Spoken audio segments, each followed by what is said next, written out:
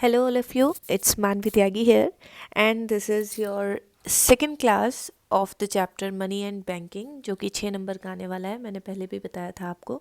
तो आज ज़्यादा टाइम वेस्ट ना करते हुए हम सीधा टॉपिक पर आते हैं, मुद्दे पर आते हैं।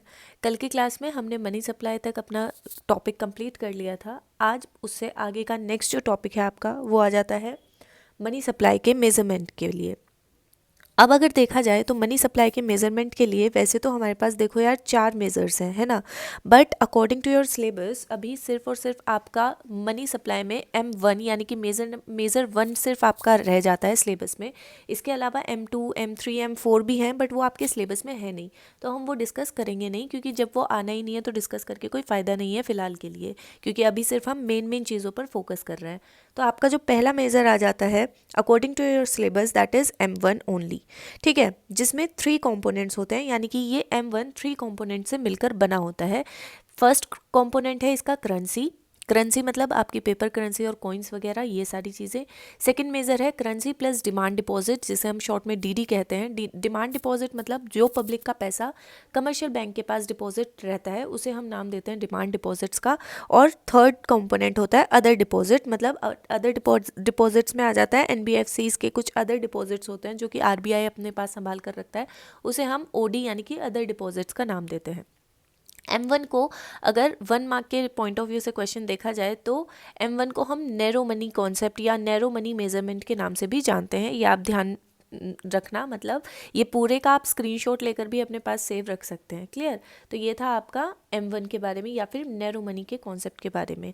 नेक्स्ट जो आपका टॉपिक आ जाता है वो आ जाता है बैंक। अब बैंक क्या होते हैं?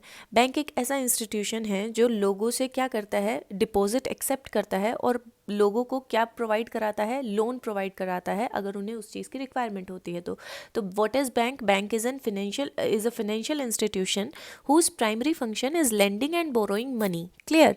अब बैंक भी हमारे पास ना 2 तरीके के होते हैं। पहला है हमारे पास कमर्शियल बैंक और दूसरा है हमारे पास सेंट्रल बैंक। अब कमर्शियल बैंक्स क्या होते हैं? आपके आसपास जितने भी बैंक्स हैं वो सारे क्या हैं? वो कमर्शियल बैंक्स हैं, जिनका मेन फोकस क्या होता है? प्रॉफिट अर्न करना। ठीक है, वो डिपॉजिट लेते हैं और लोन देते हैं और उनका मेन मोटिव क्या होता है? सिर्फ और सिर्फ प्रॉफिट अर्न करना। वहीं दूसरी तरफ अगर हम सेंट्रल बैंक की बात करें तो सेंट्रल बैंक्स का जो मेन मोटिव होता है, पहली बात तो सेंट्रल बैंक होते क्या हैं? बैंकिंग और मॉनेटरी सिस्टम का जो एक एपेक्स इंस्टीट्यूशन है, यानी कि जितनी भी बैंकिंग, किसी भी देश का सारा बैंकिंग सिस्टम या फिर मॉनेटरी सिस्टम का जो बाप होता है या जो दादा होता है वो होता है सेंट्रल बैंक। तो हमारी कंट्री के सारे बैंक्स के दादाजी कौन है? RBI, reserve bank of India. Clear. तो ये होता है आपका सेंट्रल बैंक। अब इसके बाद नेक्स्ट जो आपका टॉपिक आ जाता है वो आ जाता है लीगल रिजर्व रेशो का। लीगल रिजर्व रेशो क्या होता है वो समझ लेते हैं। जितना भी पैसा कमर्शियल बैंक के पास सबमिट रहता है या डिपॉजिट रहता है, उस सारे पैसे में से कुछ परसेंट कमर्शियल बैंक को अपने पास कैश रिजर्व्स के तौर पर रखना पड़ता है। वही इसकी डेफिनेशन लिखी हुई है कि minimum ratio of demand deposit which every commercial bank has to keep as cash reserves.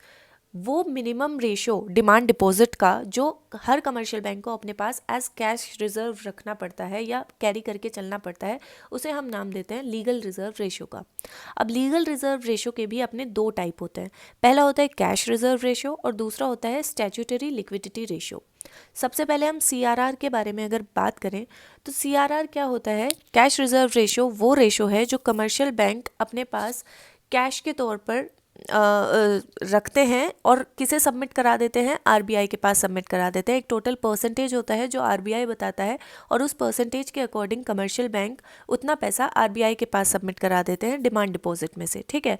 Statutory liquidity ratio की अगर हम बात करें तो स्टैट्यूटरी लिक्विडिटी रेशो वो रेशो होता है जो कमर्शियल बैंक अपने ही पास रखता है, या तो कैश की फॉर्म में या फिर कोई अदर लिक्विड एसेट्स की फॉर्म में। क्लियर। ये हुआ आपका स्टैट्यूटरी लिक्विडिटी रेशो। उसके बाद जो नेक्स्ट टॉपिक आ जाता है और काफ़ी इंपॉर्टेंट टॉपिक है वो है मनी मल्टीप्लायर का। मनी मल्टीप्लायर का सिंपल सा फॉर्मूला होता है 1/LRR।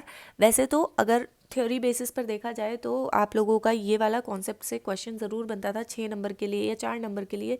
लेंथी क्वेश्चन बनता था मनी क्रिएशन से, लेकिन अभी क्योंकि आपका सब्जेक्टिव एग्जाम नहीं हो रहा है, सिर्फ ऑब्जेक्टिव है, तो मैं ऑब्जेक्टिव के बेसिस पर ही आपको ये चीज़ें समझा रही हूँ। अगर आपको मनी क्रिएशन टॉपिक सेपरेटली समझना है तो आप मुझे कमेंट्स में बता सकते हैं, उसके लिए मैं एक सेपरेट वीडियो बना दूंगी बाद में। क्लियर? अभी आप मनी मल्टीप्लायर के लिए सिर्फ और सिर्फ ये फॉर्मूला रट लें। मनी मल्टीप्लायर का फॉर्मूला होता है 1/LRR, और मनी क्रिएशन का फॉर्मूला होता है initial deposit multiply by 1/LRR। Clear? So आज के लिए इतने ही टॉपिक्स थे, कल फिर मिलते हैं आगे के टॉपिक्स के साथ। Thank you very much.